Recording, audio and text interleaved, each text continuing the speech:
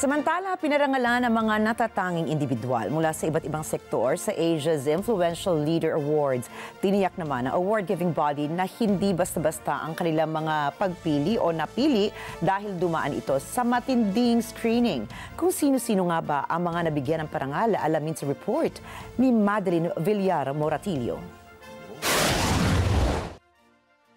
Binigyang pagkilala ang mga natatanging individual mula sa iba't ibang sektor sa isang gabi ng parangal.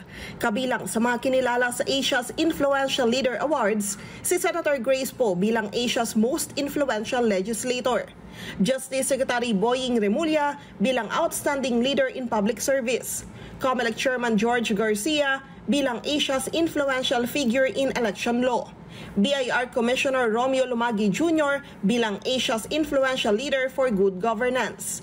Dating Ombudsman at ngayon miyembro ng Board of Trustees ng Government Service Insurance System, Maria Merceditas Gutierrez bilang Asia's Outstanding Integrity in Public Service Award.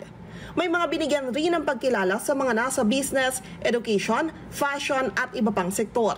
Ayon kay Dr. Ronel Ibanez, ang presidente ng Asia's Influential Leader Awards, ang parangal na ito ay para kilalanin ang kanilang mahalagang ambag. Ito po ay kumikilala sa mga ambag ng mga natatanging individual na kilala po na may mahalagang impluwensya po sa kanilang mga sektor. Nais po nating magbigay ng pasasalamat sa atin pong mga awardees po na tunay nga po na nagbigay po sila ng pagkakataon, panahon para po makilala din ang kanila pong mahalagang ambag po sa ating lipunan. Tiniyak ni Ibanez na hindi basta-basta ang kanilang pagpili dahil dumaan pa ito sa mahigpit na screening.